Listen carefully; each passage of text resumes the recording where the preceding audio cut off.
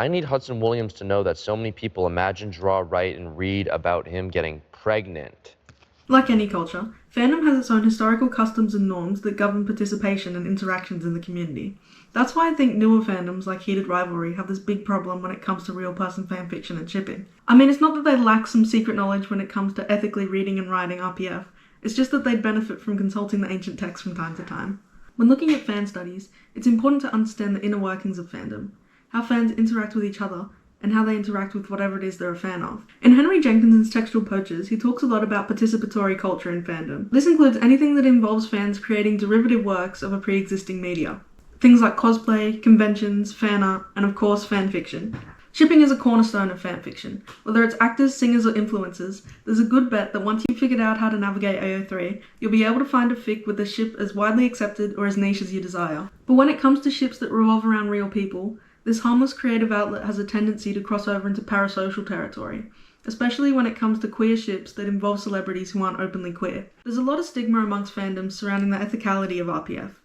Fans who engage in real person shipping have a reputation for crossing the line when it comes to interacting with their idols. And there's definitely some cases where I can see how this perception of them is justified. Like when a Dream SMP fan showed a panel of Minecraft YouTubers fan art of them having sex with each other. Do you like my shirt? Do I need to elaborate on why you shouldn't do that? While out-of-pocket behaviour like this is obviously not a representation of RPF fans as a whole, I think there's still work to be done amongst fandoms to educate newer fans on the guidelines for appropriate conduct that have been established over time. I'm not saying fandom elders have the moral high ground to dictate what is or isn't morally acceptable. I just think some of these fanfic new gens would benefit from a look back at fandom history. I want to start out with perhaps one of the most widely known real person ships in pop culture. Even those who wouldn't consider themselves in tune with fandom are familiar with the speculation surrounding Matt Damon and Ben Affleck's relationship. I really think this case is interesting, because unlike other real person ships, which often garner a toxic parasocial fanbase, Matt Fleck shippers have remained for the most part respectful of the celebrities. Despite the reputation of traditional tabloid coverage of suspected celebrity relationships to be intrusive and disregarding of privacy, I think Matt Fleck shippers are a good model for drawing the line between shipping and obsessing over the idea that these people must be in a relationship. This brings me to the issue with some Heated Rivalry fans. Up until pretty recently, reading and writing fanfiction was treated as a strictly private activity that never really left established fandom communities. But due to the rapid expansion of the Heated Rivalry fandom, a new audience has been introduced to fan culture, resulting in fanfiction being more widely accepted as a fan activity. Despite these changes in attitude, there's still one main rule for RPF etiquette that remains. And that is that you must never, under any circumstances, bring RPF to the celebrities that are involved's attention. And surprisingly early into its life, the Heated Rivalry fandom already broke that rule. I'm sure it's no secret to celebrities that fans take creative liberties in fantasizing about their personal lives, but I've always wondered about their attitudes towards RPF specifically.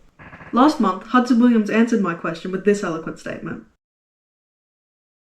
I think it's interesting that he, of all people, is one of the only celebrities to ever call out RPF shippers, because over the last year, he's somehow managed to be simultaneously shipped with his co-star while also being accused of queerbaiting. The concept of queerbaiting has long been debated in fandom spaces, with most conceding that the term does not apply to real people. However, this doesn't stop the few that will fight tooth and nail to convince you that if a celebrity does not publicly disclose their sexuality, they must be trying to exploit their audience. Michael McDermott explains this phenomenon well in his 2020 thesis, The Effective Politics of Queerbaiting. In his chapter on celebrity queerbaiting, he discusses how a perceived sexuality can become manufactured into a celebrity's persona or image. He also questions whether some deliberately remain ambiguous in order to maintain appeal with both a queer and mainstream audience. I think this attitude plays a large role in the discussion of the ethicality of RPF and real person shipping. Many RPF writers will justify treating celebrities like characters in their stories by claiming they're separating their public persona from their personal identity, or by making a clear distinction between writing/fanfiction and gossiping about celebrities' real-life relationships. There's also an argument that placing celebrity personas in these scenarios is a vessel for fans to explore their own identities and desires, or to allow them to view media that's representative of their own experiences. Overall, the general consensus among fandoms is that you can write whatever you want about your idols, as long as you do not show it to them. Yeah, they're cute. Aww. Would you count them? In the late 90s, while the public branded all boy band members as gay in an attempt to demean the artists and their art, NSYNC's fandom were busy inventing a whole new genre of fanfiction that depicted the members as romantic and sexual partners.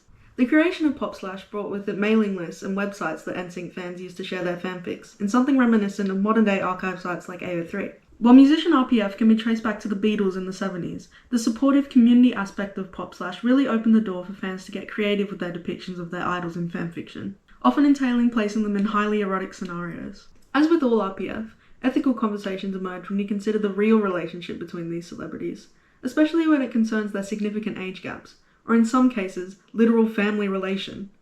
This is an issue that's often overlooked on fanfiction platforms like AO3, as the site's archive warning feature allows users to tag their works with keywords that can be filtered in or out, such as graphic depictions of violence, or underage or non-consensual sex. This is something that's always left me uneasy about engaging with RPF works.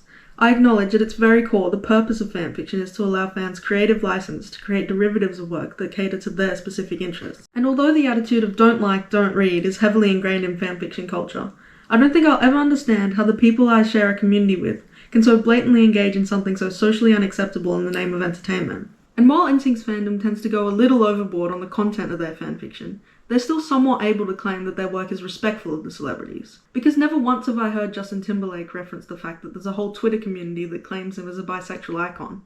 I'm not even sure he knows what fanfiction is. Why? Because his fans respect the rule. I'd say Leona Lewis. Louis would say... And I'd marry you, Harry. Because it rhymes. Okay, I can't talk about boy band ships without talking about Larry. It's safe to say it's one of the most popular real person ships of all time.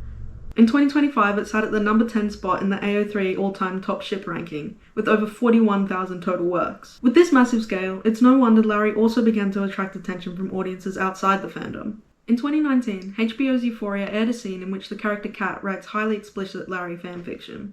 The show's producers instantly received backlash from Larry shippers in the One Direction fandom, as they believed the scene portrayed them in a bad light, not to mention highly disrespected the singers themselves. HBO had broken the rule, and it wasn't just the fans that were mad. Louis Tomlinson made it clear to his fans that he did not consent to the portrayal of himself in the show. However, he later told The Guardian that he understood the cultural intention of the scene, but was pissed off at the show for bringing Larry back into mainstream discussion. I can kinda understand how frustrating it would be to have a fan conspiracy follow you for so many years, especially since Louis seems to make it quite clear that he does not approve of the speculation. However, there have also been instances where fans' proposed ships weren't so far-fetched after all. Most famously, British YouTube duo Dan and Phil have been shipped by fans since their first video together in 2009, and last year they revealed that they have indeed been dating for the entirety of their professional partnership. And 7 years before that, Spice Girls fans received vindication surrounding the widely speculated relationship between Jerry and Mel B, with the two admitting to being involved in an intimate relationship during their time in the group. Although these examples can be viewed as heartwarming or even humorous in hindsight, I'm sure the emotional weight of hiding their true identities and relationships couldn't have been helped by the relentless scrutiny of fans and the media. This kind of media attention can affect not only a celebrity's personal life, but also their professional career. Fifth Harmony fans might recall when the fandom's obsession with the ship and speculation surrounding the singer's sexualities led to one member being publicly outed and caused her to leave the group. Fans continued this rhetoric even after Lauren left the group, going so far as to spread gossip surrounding Camila's relationship with Shawn Mendes, claiming it was merely a convenient PR stunt to disguise both their true identities. These cases really highlight how seriously damaging it can be once ships leave the fandom sphere. That's why it's so important for fans that are new to RPF to be properly educated on fandom etiquette. I think it should be the responsibility of all fans to embrace newcomers and pass down the knowledge that makes fandom spaces the fun and supportive place that they were designed to be. In response to the feedback from my last assignment, I've made a conscious effort to appropriately cite all sources in this video, as well as enhancing the visual aspect of my presentation with images and clips. Thank you for watching, I hope you enjoyed.